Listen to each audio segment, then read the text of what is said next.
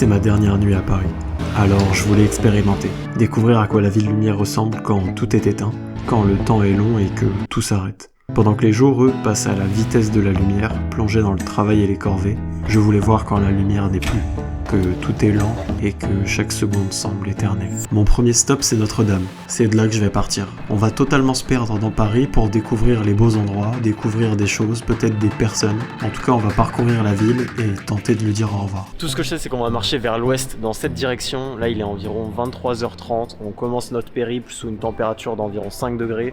On a de la chance parce qu'il y a quelques jours, il faisait des températures négatives la nuit. Le Marais, c'est un des quartiers que je connais le mieux. Alors je me suis dit que pour vraiment me perdre, il fallait que je commence mon voyage par le sud de la Seine, puis je remonterai au nord quelques ponts plus loin.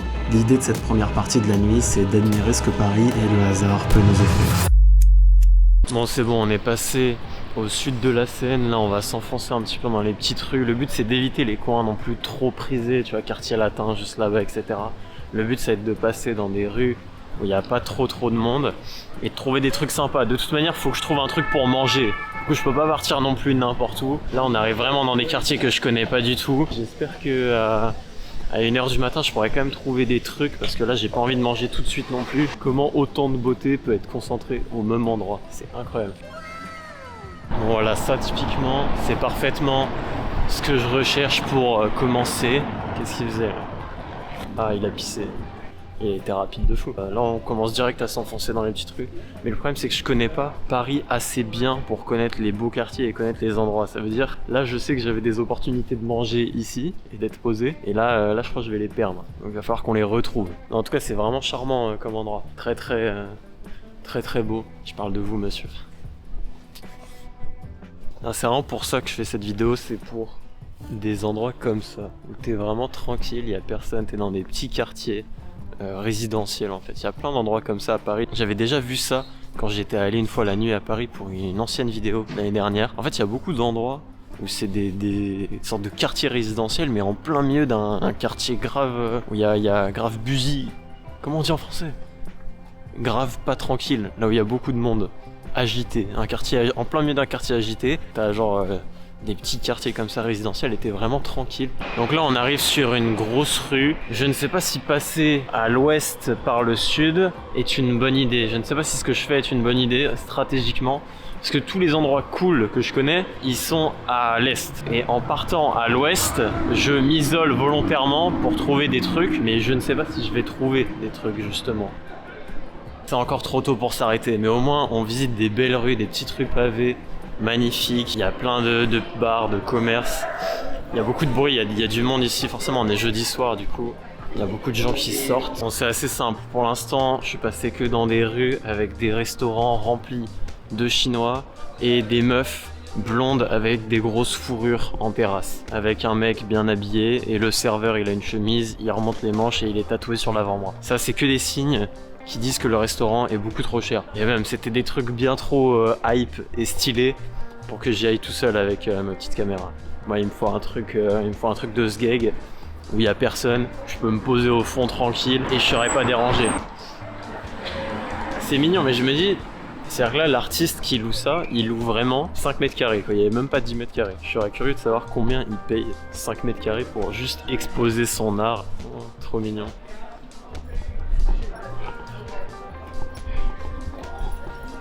Les gens vont promener leur chien à ce restaurant-là, c'est fou. La meuf m'a clairement entendu quand j'ai dit les gens promènent leur chien à cette heure-là. Et je suis immunisé en fait, parce que j'ai une caméra avec un micro et une bonnette.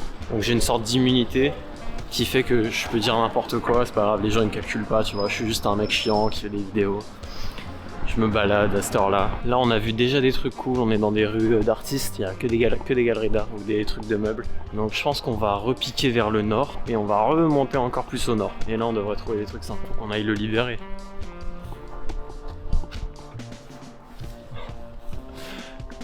Faut que j'appelle la police. Bon, alors il y a marqué librairie de l'Institut. Mais ça, je peux vous dire que c'est un truc que j'ai jamais vu. Et j'en suis extrêmement proche. Palais. Ah, c'est écrit en latin. Institut de France. Il y a un beau projecteur là qui va faire une belle light sur mon visage. Je suis si mauvais dans les monuments parisiens. En fait, j'ai pas assez visité Paris. J'étais à Paris, mais j'étais trop excentré vers la Défense. Et donc j'ai jamais pu vraiment visiter l'Institut de France. Ouais, qu'est-ce qu'on y fait en fait? Ah, c'est magnifique, hein. C'est magnifique. Il y a tellement... En fait, il y a une concentration de beaux bâtiments à Paris, c'est fou. C'est-à-dire, tu marches, il y a tout le temps des trucs beaux. Tout le temps, à chaque coin de rue. On repasse sur la Seine, là? Voilà, je suis déjà perdu parce que je me suis dit, l'idée, c'est de pas utiliser Google Maps. Du moins, pas trop, quoi. J'aurais le droit de prendre un Uber pour rentrer parce que bon, quand même, il faut bien que je rentre. Ok, là, je crois qu'il y a le grand... C'est pas le Grand Palais? Un truc comme ça. En tout cas... Ah, c'est là où... Putain, la référence pourrie, je vais me faire. C'est là où Aya Nakamura, elle avait dansé, là. Putain, là... Pour les JO, là. Putain, la référence éclatée. Vraiment super. Ça, je connais pas l'histoire du lieu, mais je sais que... Mais pourquoi la Tour Eiffel est là-bas? Ah oui, c'est bon.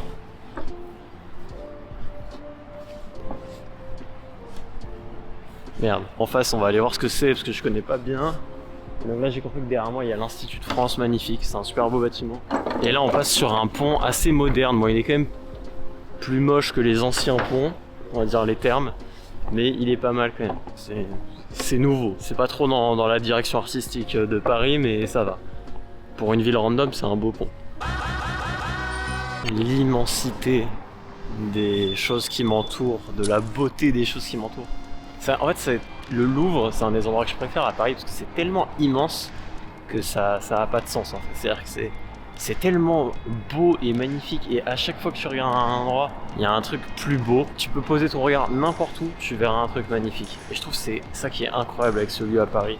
C'est un de mes lieux préférés, je pense, de ce que j'ai pu voir. C'est-à-dire que là, tu regardes en haut. Bon, déjà, la taille des arches, assez impressionnant. C'est-à-dire que j'arrive même pas à la barrière. Pourquoi faire des arches si grandes? Je suis pas fan de cette pyramide en verre. Je trouve surcotée. Tout le monde va bien prendre des photos là, etc. Mais par rapport au lieu, je vais pas dire qu'elle fait tâche, mais bon, c'est une pyramide. Ça a un peu rien à voir avec le lieu. C'est pas esthétiquement fou, je trouve. Je trouve que c'est très très surcoté. Et là, il y a une meuf qui se fait shooter, je sais pas. Je sais pourquoi, c'est pour un mariage, c'est juste un shoot. En tout cas, magnifique ta robe.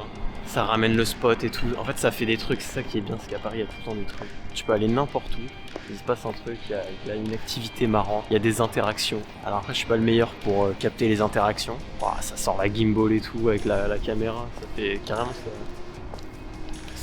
Ça vient équipé de fou. Je suis un peu jaloux du matériel avec mon vieux iPhone 13 là. Je passe à côté comme un nulos. Bon là, je suis passé dans les quartiers des méga riches. En vrai, ça fait toujours bizarre. Tu sais, il y a une telle déconnexion, genre je sais pas comment expliquer. C'est juste tu les regardes, tu fais ah ouais, c'est cool, tu sais, genre, leur vie elle a l'air cool. Genre no hate, tu vois, mais juste tu regardes, tu fais ah ouais, putain.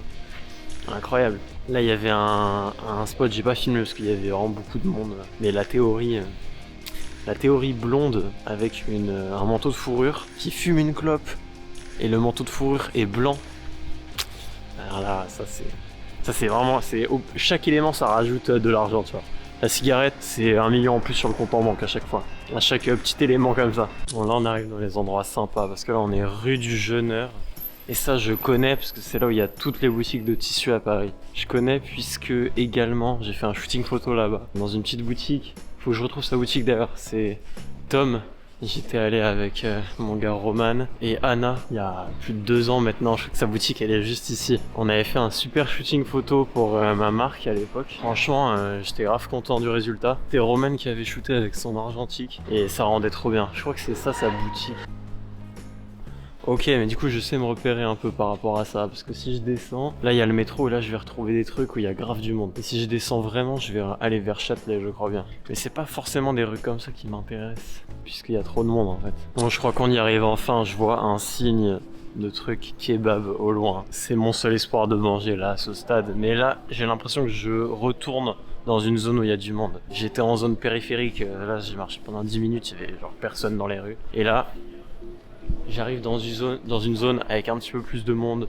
Il y a des mecs excités, je sais pas s'ils vont ou ils sortent de soirée, mais en tout cas, il y a l'air d'avoir un peu plus d'animation. Et je croise les doigts pour juste trouver un truc à manger. Enfin, quoique, là, je suis au stade où j'ai plus très faim en vrai. C'est-à-dire que j'ai tellement faim que j'ai plus faim. Donc, soit je mange pas, soit je mange, mais il faut que je mange bien dans ces cas-là. J'ai pas le droit de manger juste un truc vite fait, sinon je vais être foutu. Sinon, après, ça va rouvrir ma faim et je vais être mort. Ah ouais, bon, la gueule du kebab après, est-ce qu'on va là-dedans? J'ai l'impression d'être, comment il s'appelle? D'être TB Jones. Genre là, je vais dans des quartiers de fous au fin fond du Bangladesh, tu vois. Je pense qu'on va rentrer en vrai. Hein. Je vais aller manger ici.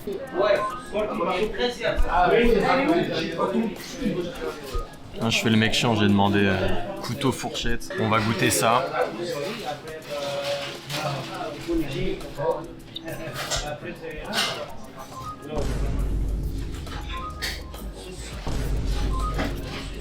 Il va falloir qu'il y ait un avant-après kebab.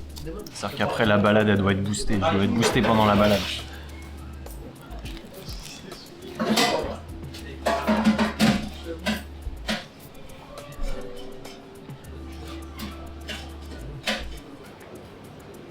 Au revoir, bonne soirée. Ah. Le kebab de 1h du matin.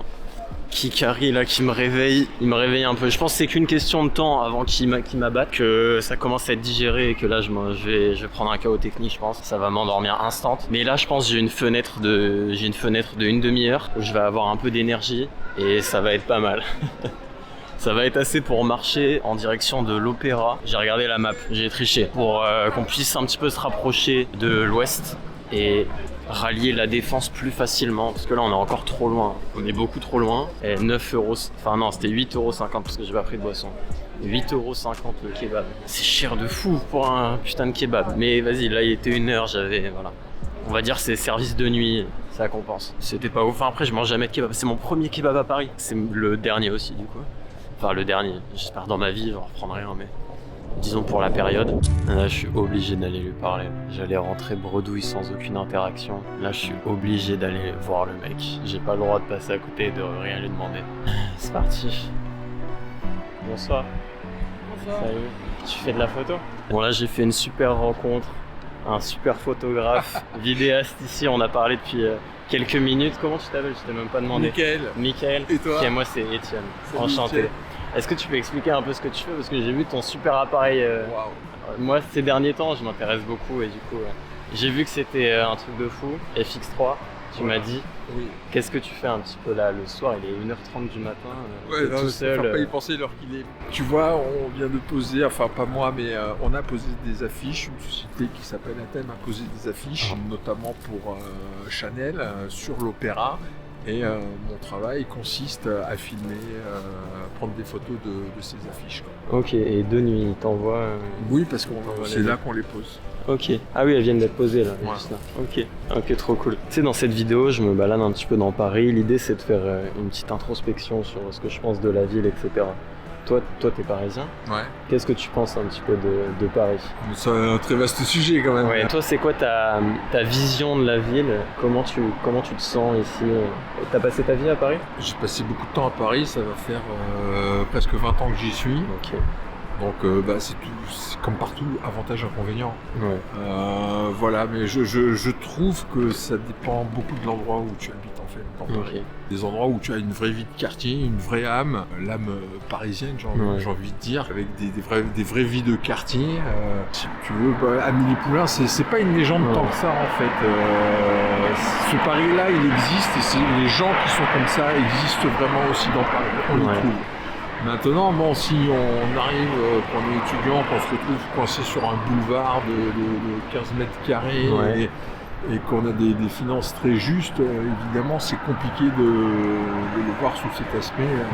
Si on est dans des quartiers, mais que je trouve, moi, personnellement, moins intéressant. Ouais. C'est-à-dire que si j'habitais ici, non, j'ai pas la même vie de quartier que l'endroit où j'habite. Ouais, c'est sûr qu'ici, c'était dans des endroits ouverts, etc. C'est pas forcément agréable. Et socialement, Paris, t'en penses quoi? Est-ce que t'as vécu dans d'autres endroits?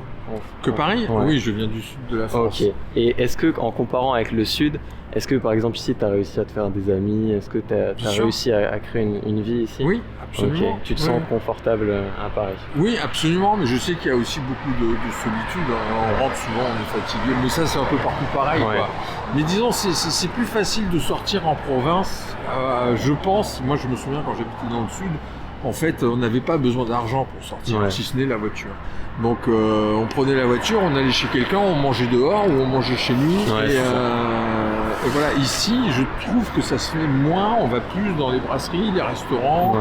Ou dans les bars pour sortir ou faire une activité, et forcément ça douille quoi. Enfin, c'est pas du tout le même. Ouais, c'est pas du tout le même schéma. C'est pas du tout le même schéma pour sortir quoi. Dès qu'on sort, on paye. Alors qu'on n'est pas obligé de payer. Bah écoute, merci beaucoup Mickaël. De rien. Travailler tranquille. Merci. Je te souhaite une bonne soirée. C'était un plaisir de te rencontrer. Merci. Salut. Bonne continuation. Salut. Première interaction réussie, je pense. C'est un bon gars. En fait, je l'ai vu avec son appareil de fou, et en ce moment, je suis matrixé par les appareils. J'ai vu le boîtier du FX3. J'ai fait oh là là, incroyable. Il faut que j'aille lui parler. Ah oui, tu m'étonnes qu'ils l'ont missionné pour prendre les photos. T'es mal à l'affiche. Énorme. Bon là il est 2h passées officiellement, ça fait 10 minutes que je marche depuis que j'ai vu Mickaël en direction de la Seine pour trouver un petit peu plus de monde, mais là il y a personne, là c'est terrible.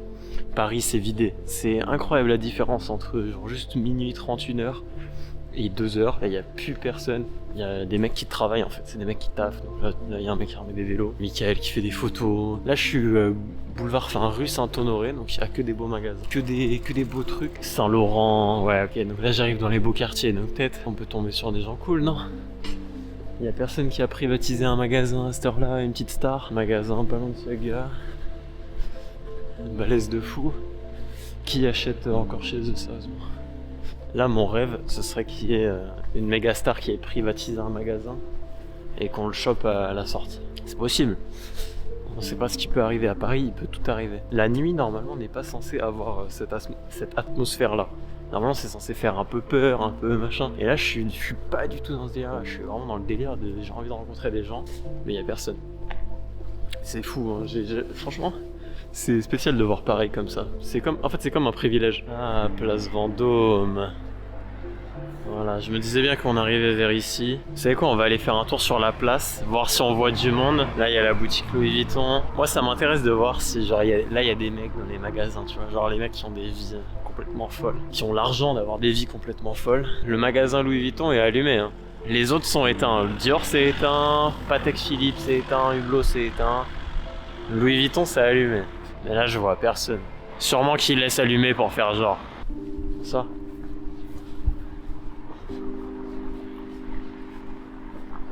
Ah, j'ai pas break la discussion, mais le petit bonsoir qui fait plaisir. Le petit bonsoir qui fait plaisir. C'était un gentil... Les Parisiens sont gentils que la nuit. Ça va être la conclusion, je pense, de cet épisode. Attends, il y a un autre monsieur qui passe.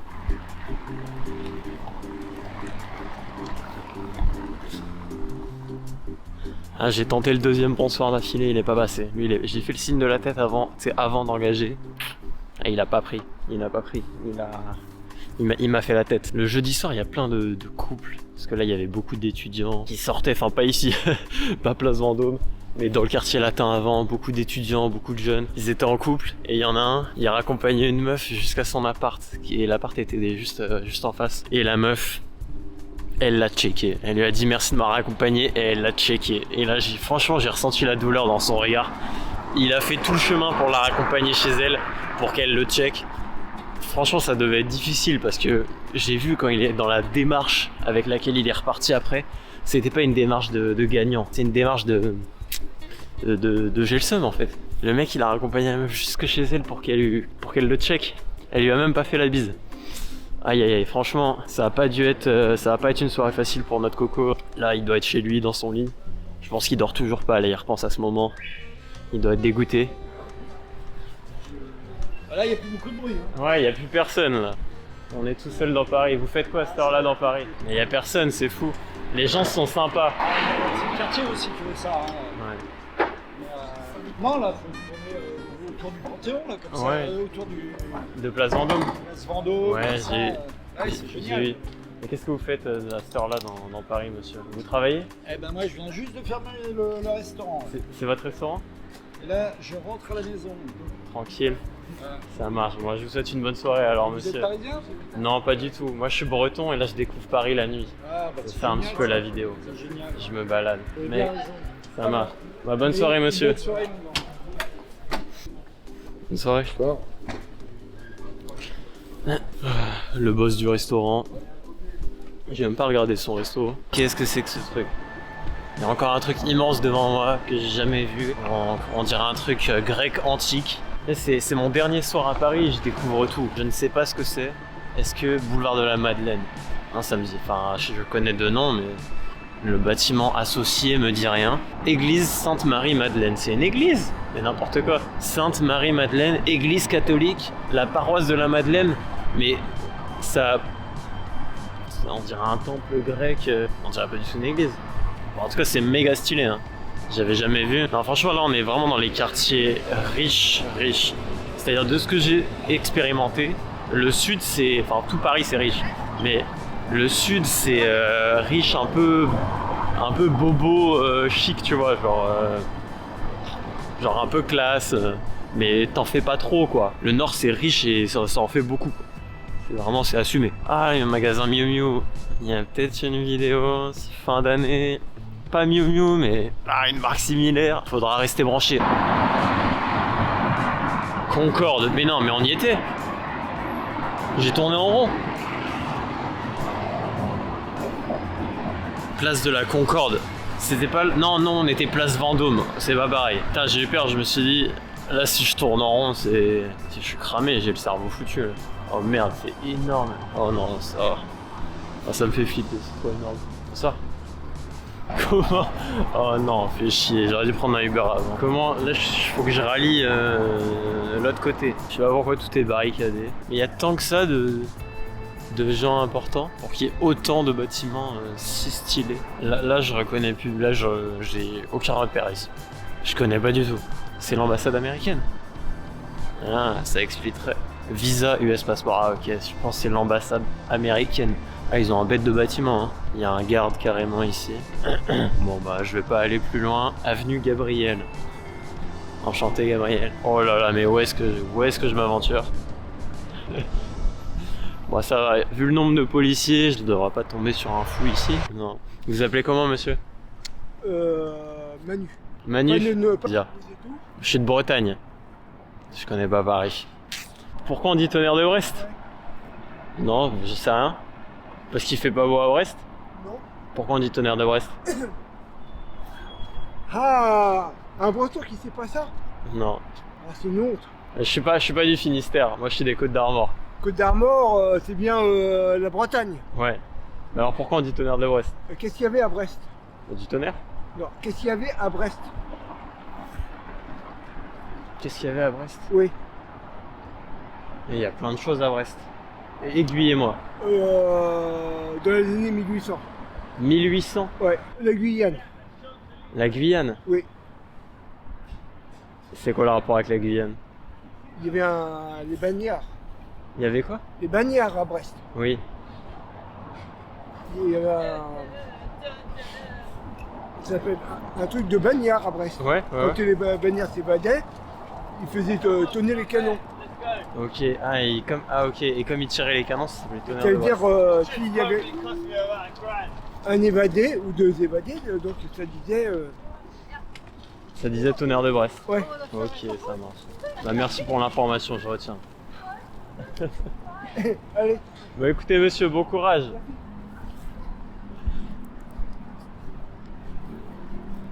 Ouais, elle était lunaire cette interaction.